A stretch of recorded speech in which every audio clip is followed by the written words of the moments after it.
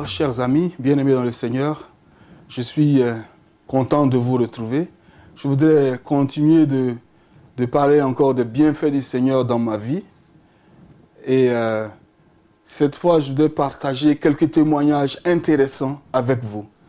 Le premier témoignage dont je voudrais parler, c'est le témoignage de mon mariage. Vous savez que le mariage est une étape très importante de la vie. Il y a des décisions qu'on peut prendre dans la vie qui n'ont pas un grand effet sur la destinée.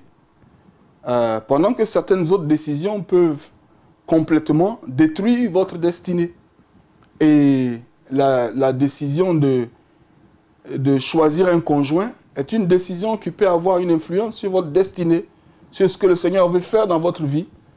Eh bien, je suis musicien et dès que je suis devenu chrétien, je suis entré dans une église et on m'a dit, voilà, vous êtes musicien, eh bien, vous pouvez jouer dans l'église. Et j'ai commencé à jouer, tout à fait normal. Et pendant que je jouais dans l'église, j'ai rencontré cette sœur qui était aussi membre du groupe de louanges, qui chantait dans l'église. Alors j'ai commencé à avoir toutes ces sensations. Je me disais, ben Seigneur, c'est peut-être ta volonté parfaite. Et elle chante, je joue, mais on pourra te servir ensemble. Mais toutes ces intentions n'étaient que charnelles. Et je ne l'avais pas encore réalisé. Et donc, je me suis approché de cette sœur et j'ai commencé à lui faire la cour. J'en ai parlé au pasteur et à tout le monde. Et à ma grande surprise, plus tard, cette relation a été une relation qui a failli même me coûter ma vie et qui a failli même me coûter mon ministère et tout le reste. Quelque temps après, nous avons dû quitter l'église là où nous étions, justement à cause de cette relation. Et le Seigneur m'a conduit vers une autre église, vers un autre pasteur et éventuellement vers une autre relation.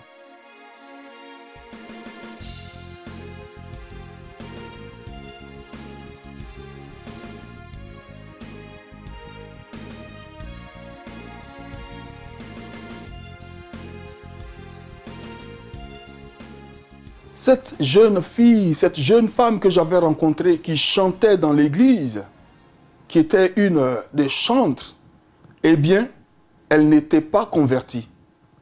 Elle n'était pas une sœur en Christ. Bien au contraire, elle était non seulement une inconvertie, mais elle était une personne totalement adonnée à des pratiques occultes et qui était totalement impliquée dans le sommeil spirituel qui sévissait sur l'Église. Et cette dame était un envoyé des ténèbres dans ma vie afin de tuer l'appel de Dieu dans ma vie. Éventuellement, nous avons quitté cette église et par la grâce du Seigneur, je me suis lié et je crois aux connexions divines. Dieu m'a connecté avec un autre homme de Dieu et je traînais encore cette relation avec moi. Et j'ai dit à cet homme de Dieu, j'ai dit, voici la femme que je vais épouser. Il m'a dit, cherchons la face du Seigneur, prions. Et pendant que nous prions, Dieu s'est puissamment manifesté. Et l'identité réelle de cette femme a été révélée. Bien-aimé, cette identité a été révélée d'une façon étonnante. Puisque le Seigneur a permis à cette dame de m'avouer toute sa vie de sorcellerie, toute sa vie d'occultisme. Et Dieu m'a délivré de l'emprise de l'ennemi. Je me souviens qu'à un certain moment, il était impossible pour cette dame de pouvoir s'approcher de moi. Tellement l'onction de Dieu était sur ma vie, elle ne pouvait ni partager des moments de... Elle ne pouvait même pas s'asseoir avec moi, ni pour regarder la télévision, ni même pour échanger. Parce que Dieu avait mis sa main sur moi. Et Dieu m'avait totalement délivré de cette relation. Alors éventuellement, Et juste au passage, laissez-moi vous dire ceci, bien-aimés, vous qui traversez la même situation. Il est très important d'écouter la voix de Dieu et il est très important de se confier à l'homme de Dieu, à un homme de Dieu qui aime Dieu et qui sert Dieu très sincèrement. La Bible dit, confiez-vous à l'Éternel, confiez-vous à ses prophètes et vous prospérerez. Il y a des hommes de Dieu qui sont venus me voir et qui m'ont dit, oh non, Dieu t'a donné cette femme, Dieu t'a béni avec cette femme et il ne faut pas t'en débarrasser. Mais bien aimé, cet homme de Dieu que j'ai rencontré m'a dit ceci. Il m'a dit, le Seigneur a un grand plan pour toi et fais très attention à qui tu t'attaches. Parce que le diable aussi peut emmener quelqu'un dans ta vie pour détruire le plan de Dieu.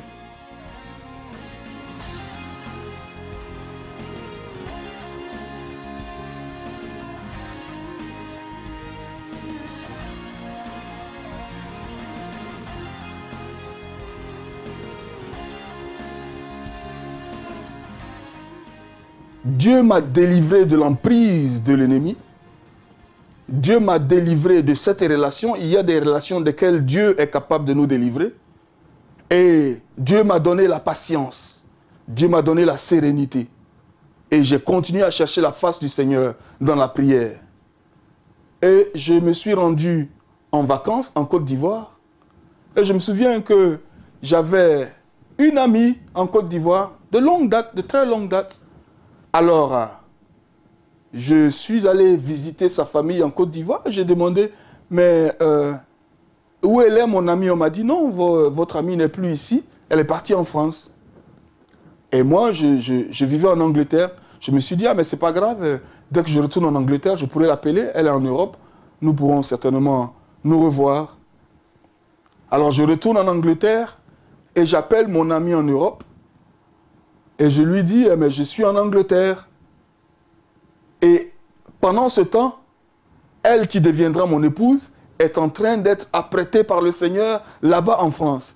Elle traverse une période de sa vie où elle commence à se poser les questions fondamentales de la vie. Et dès que je lui dis, moi je suis devenu chrétien, et cette connexion s'établit tout à coup, elle me dit, mais depuis un certain moment, je ne sais plus où j'en suis. Est-ce que tu connais des églises chrétiennes ici en France? Je lui dis, écoute, j'ai entendu parler d'une ou deux églises, mais cherche et tu trouveras certainement une église. En ce moment-là, il n'est pas encore question de relations intimes, il n'est pas encore question de mariage, il est simplement question de deux amis qui se retrouvent. Et alors le Seigneur la visite puissamment. Et elle rencontre une église et elle donne sa vie au Seigneur. Elle donne son cœur au Seigneur. Et elle m'appelle plusieurs mois après et elle me fait le témoignage de sa conversion. Et ici, je bénis le Seigneur. Et bien plus tard, pendant que nous sommes dans la prière, le Seigneur nous met à cœur et nous convainc de nous lier l'un à l'autre. Mais elle est en France, je suis en Angleterre. Et comment faire? Alors nous avons dit au Seigneur, Seigneur, si tu as permis que nous puissions nous reconnecter, alors ouvre une porte. Le Seigneur a agi puissamment. Le Seigneur a ouvert une porte et il m'a emmené mon épouse de France. Et depuis lors, mon épouse et moi, Rachel, une bénédiction de l'Éternel. Eh bien, nous vivons dans la joie. Le Seigneur nous a bénis avec 3 enfants, 3 magnifiques enfants. Ils sont encore tout jeunes, ils sont beaux, ils sont merveilleux. Et le Seigneur lui a donné aussi un don prophétique puissant. Elle est une bénédiction dans ma vie.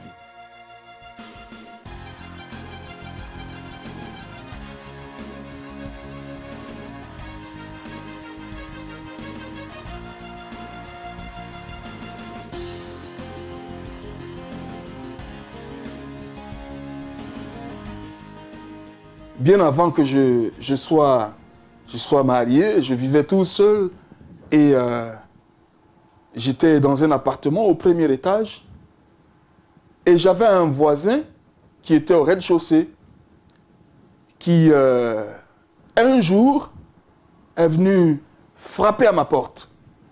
Et il me dit, ben, monsieur, vous faites trop de bruit. Et il faut que vous arrêtiez le bruit parce que votre bruit me gêne. Eh bien, je me suis rendu compte que le bruit que je faisais chez moi, c'était le bruit de la prière, le bruit de la louange, le bruit de l'adoration. Et ce bruit était gênant pour mon voisin. Et bien, pour l'intérêt du bon voisinage, j'ai dû donc diminuer un peu le bruit. Quelques jours plus tard, mais sans pour autant diminuer la prière, quelques jours plus tard, ce même monsieur revient et il est tout enragé. Il vient, il frappe à la porte et il me dit, mais monsieur, il faut que vous arrêtiez de faire ce que vous êtes en train de faire. Parce que vous n'êtes pas le seul chrétien qui habitait dans le bâtiment. Moi aussi, je suis chrétien et vous en faites de trop. Maintenant, il faut que vous arrêtiez. Alors, je ne comprends pas la colère de ce monsieur. Je lui dis, mais monsieur, eh bien, vous allez à quelle église? Vous êtes chrétien? Je ne savais pas que vous étiez chrétien. Il m'a dit, oui, je vais dans une église. Eh bien, moi, je regarde dans des boules de cristal dans mon église. Dans des boules de cristal. Et il me dit, monsieur, les gens, ils me payent pour ça. Et la vie des gens dépend de moi. Alors, avec le bruit que vous faites, je ne peux pas me concentrer, je ne peux pas voir dans mes boules de cristal. Et à partir de ce moment, j'ai compris de quoi il s'agissait. Et j'ai commencé à intensifier la prière. J'ai commencé à intensifier la prière, de sorte que ce monsieur qui était utilisé par le diable ne soit plus capable de voir ce qu'il voyait dans les boules de cristal. J'ai commencé à intensifier la prière. Mais quelques semaines plus tard, un événement très spécial s'est produit dans ce bâtiment.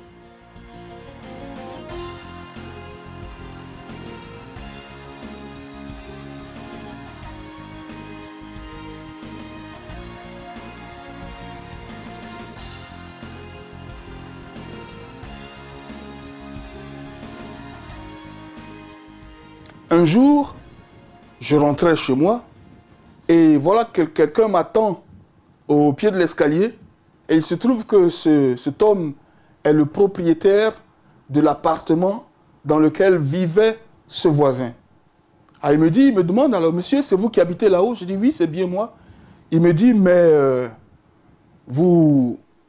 c'est à cause de vous que mon locataire, il a décidé de déménager.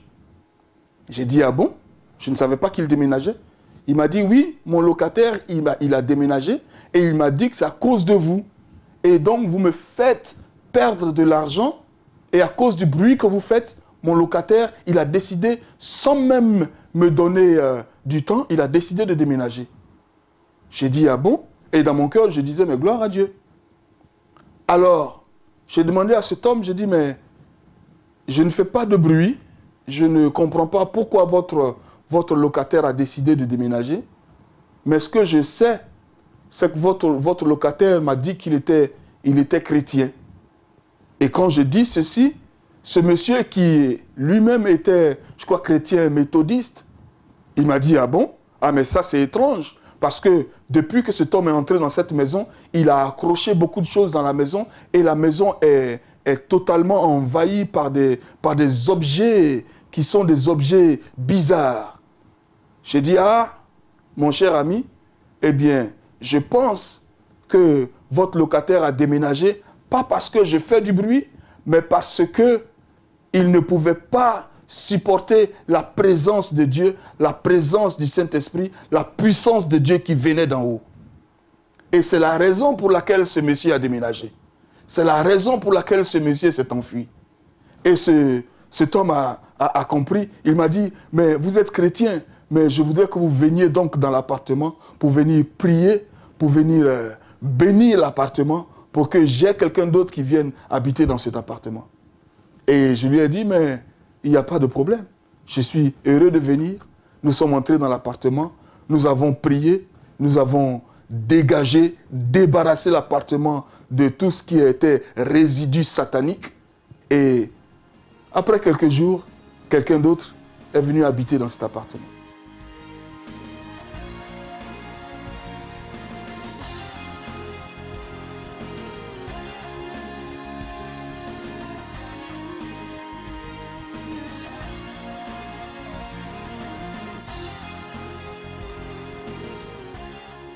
Un autre témoignage très puissant de l'intervention de Dieu dans ma vie, et cette fois-ci sur le plan financier, Dieu est capable d'intervenir puissamment.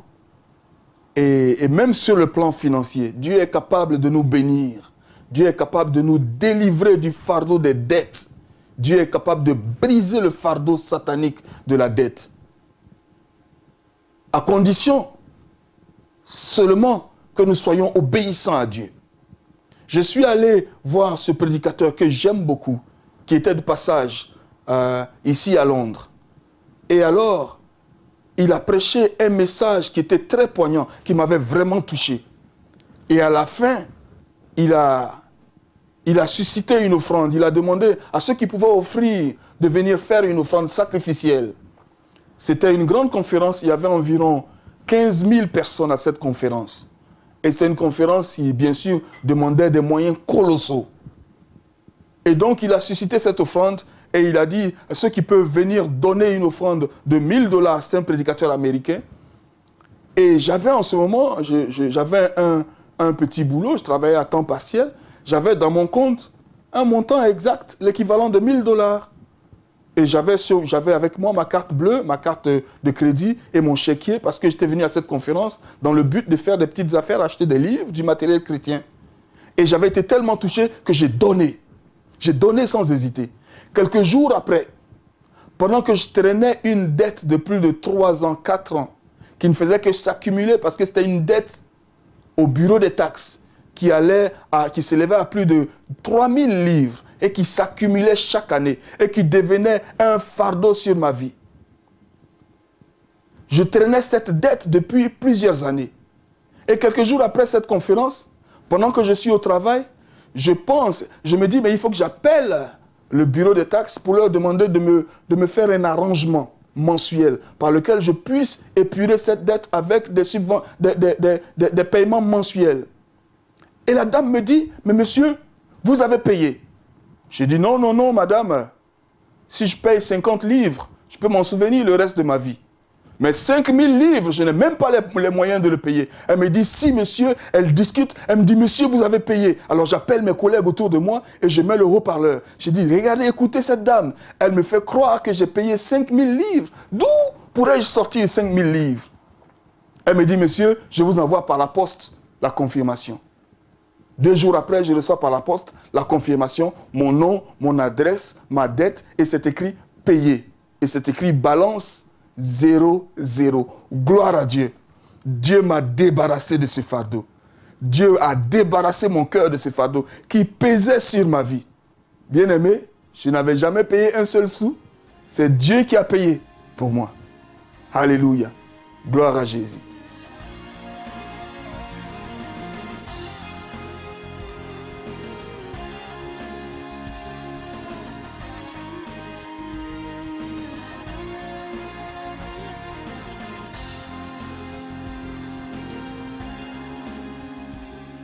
Dans mon église, ici à Londres, j'ai reçu la visite d'un jeune homme un jour. Il était totalement abattu. Il était totalement désemparé. Il avait été invité par un frère qui le connaissait personnellement et qui connaissait un peu la situation qu'il traversait. Alors, après le culte, il m'a dit, pasteur, j'aimerais vous parler. Et il m'a raconté son histoire. Cet homme, originaire de Côte d'Ivoire, vivait en Angleterre depuis plusieurs années, marié, père d'une fille. Il travaillait et tout semblait bien aller pour lui. Pas chrétien, il ne connaissait pas le Seigneur. Et un jour, il sort de chez lui, il laisse à la maison son épouse et sa fille. Il sort de chez lui, il se rend à une réunion de sa communauté. Et alors, il reçoit un coup de fil de son épouse qui lui dit, eh bien, quand tu reviens, tes bagages sont à la porte. Tu sors de la maison. Je ne veux plus rien avoir avec toi. Il revient à la maison, tous ses bagages dehors. Et son épouse avait le contrat de bail. Donc, il ne pouvait rien faire. Alors, il prend ses bagages, il s'en va donc se réfugier chez une de ses cousines. Le lendemain, il se rend à son boulot. Son patron lui dit, « Je n'ai plus besoin de toi. Sors d'ici, je n'ai plus besoin d'employés et je ne veux plus rien avoir avec toi. Tu as perdu ce boulot. » En l'espace de quelques jours, il a perdu et son boulot et son mariage et il n'avait même pas encore ses papiers. Ici en Angleterre, il était encore dans une situation presque illégale et cet homme était totalement désemparé. Il est venu nous voir à l'église. Et nous avons invoqué la grâce de Dieu. Nous avons invoqué le nom du Seigneur. Nous avons prié. Quelques jours seulement plus tard, le Seigneur est intervenu puissamment et il a reçu une lettre du service d'immigration qui lui a dit que sa situation d'immigration a été totalement réglée. Et il a reçu le statut indéfini ici en Angleterre. Ils lui ont donné un statut qui lui permettait de rester en Angleterre tout le reste de sa vie et de travailler en Angleterre. Et avec la lettre qu'il a reçue, il s'est rendu chez son employeur. Le même employeur qu'il avait chassé à la vue de cette lettre de l'immigration lui a dit, eh bien, tu reviens. Mais tu reviens non seulement comme employé, mais avec l'expérience que tu as acquise, tu seras à un poste supérieur à celui auquel tu étais avant. Et cet homme a été restauré par la grâce de Dieu. Quelque temps plus tard, il a renoué le contact avec son épouse. Aujourd'hui, le plan de l'ennemi a totalement échoué dans sa vie. Il vit une vie en parfaite harmonie avec son épouse, avec sa famille, avec sa fille. Il a tous ses papiers et il a retrouvé son boulot. Gloire à Jésus.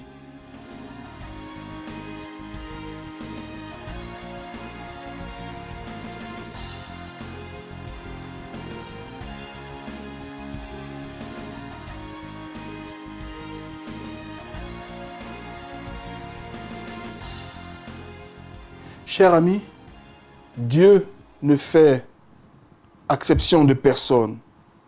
La Bible nous dit dans le livre des Actes des Apôtres, chapitre 10, alors Pierre, ouvrant la bouche, dit, en vérité, je reconnais que Dieu ne fait point exception de personne.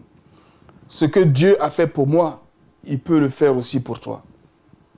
Ce que Dieu a fait pour moi, il peut le faire aussi pour toi.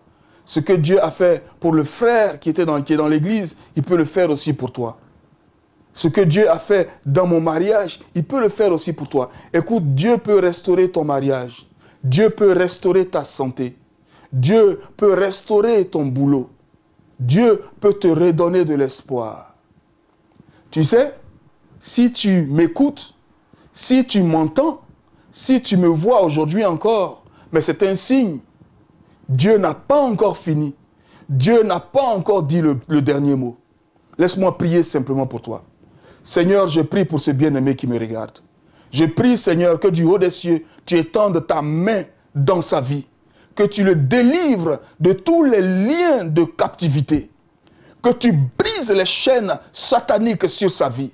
Seigneur, que tu le supportes, tu le soutiennes, tu le relèves de ta droite victorieuse. Seigneur, donne-lui la victoire et glorifie ton nom dans sa vie. Je te le demande au nom de Jésus. Je commande à tout lien d'être brisé dans ta vie. Que la maladie soit chassée de ton corps. Que tout lien satanique soit brisé de ta vie. Au nom de Jésus, je libère la faveur de Dieu, la grâce de Dieu. Je libère la grâce de Dieu dans ta vie maintenant. Dès maintenant, une nouvelle page s'ouvre dans ta vie. Dès maintenant, un nouveau témoignage commence dans ta vie. Dès maintenant, Dieu met dans ta bouche un nouveau cantique. Gloire à Jésus. Gloire à Jésus.